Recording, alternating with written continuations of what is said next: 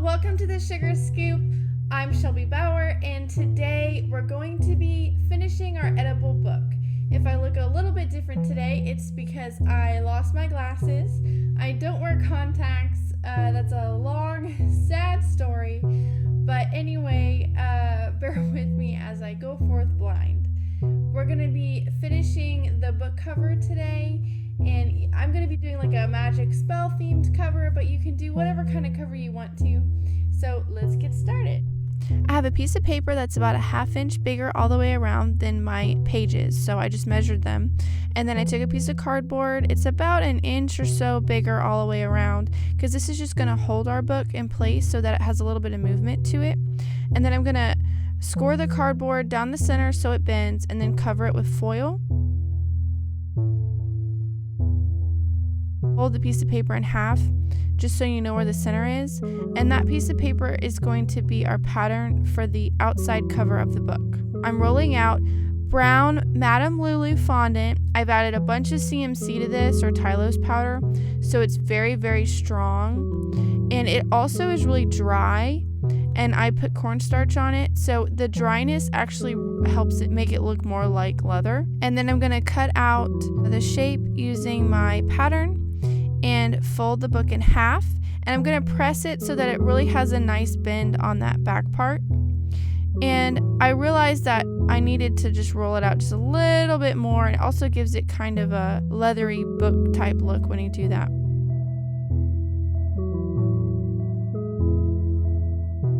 I'm using Marvelous Molds. This is just like a little scroll mold, and it looks a lot like tooled leather when you have it in brown. And since my fondant is kind of dry, it looks really cool and just like leather when you pull it out. It has like little dry cracky spots on it, which is nice.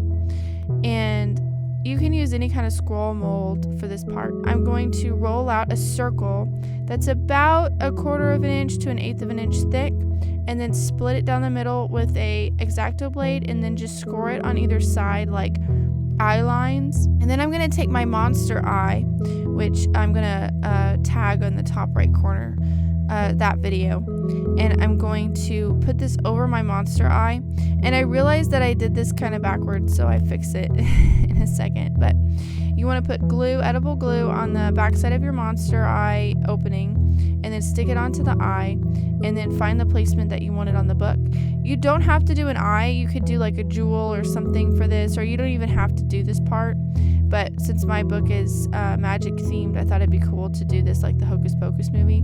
And then you just cut around the edge to make it look like it's really coming out of the book, and take that excess off.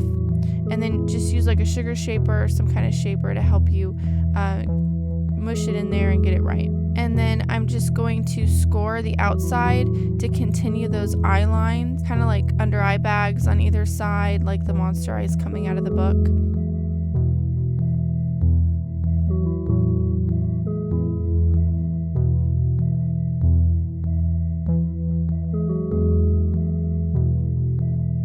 I'm putting glue on the underside of my tooled leather looking scroll mold. And then for the binding, I have this really nice mold. I forget where I bought it from. You can use any kind of border mold that's kind of thick, and as long as it's in the same color brown, and put it down the center spine of your book to make it kind of pop out. And I'm not adding text to this book, but you could totally take stencil and add text. And then I'm just going to texture my book a little bit by using a modeling tool and poke little holes in it, adding a little bit of texture.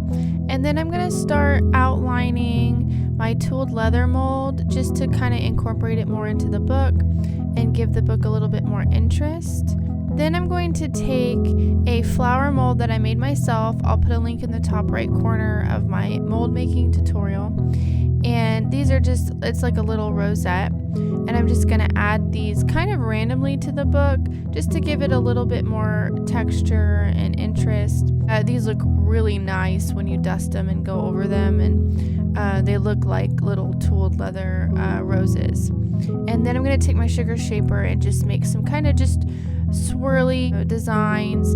And this is just to kind of finish off the book, give it that really magical handmade feel, because You want it to look like it's handmade, and this is something that would be really pretty if you just wanted to kind of do this kind of thing with some mold and some text. Now I'm going to put it on my former. You can see that it's slightly bent, and then I'm going to let it dry for a few days. This is a project that's really good to let it get really nice and dry.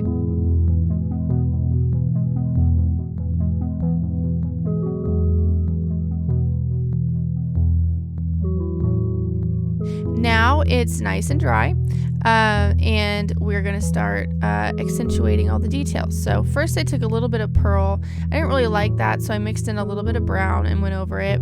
I used brown poppy paint, their diluter, and went over the book, but you can also just use brown food coloring mixed with a little bit of white and some vodka and go over the book. And this is just to add like a layer of paint that kind of really accentuates everything. And then I took like a reddish brown edible dust and went back over the book, over the paint. And I really like doing it this way because it really sticks onto the book because you painted it first. I'm just going to go over the whole thing.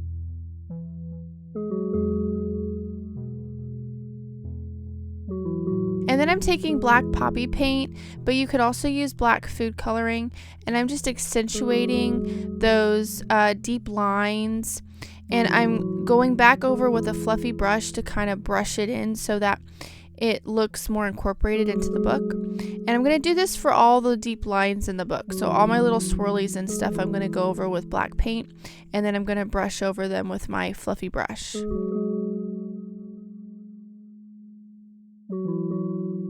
My next step is to go over the whole thing with a little bit of confectioner's glaze. You can definitely skip this step, or you could use a little bit of corn syrup, but I love confectioner's glaze. It really gives it a nice leathery sheen to it. I don't go too heavy on it, just a little bit. And now my book is done. And the next step is I'm going to flip it over so I bend my former backwards just to hold the book in place. I'm using more confectioner's glaze. You could also just use vodka to get rid of the extra cornstarch, and then putting on that edible glue. And I'm going to glue the first page to the book and the back page to the book cover, so it's really nice and stuck on there. And our book is complete. And this is so cool because you can actually turn the pages and like go through the book and, you know, read the unicorn curse or whatever book you decide to make. But it turned out looking so awesome. And if you guys follow this tutorial, I would love to see your photos. Definitely share them with me. This was super fun to make. You can share your work with me at The Sugar Scoop on Instagram. I'd love to see your work, and thank you so much, and I'll see you guys again soon.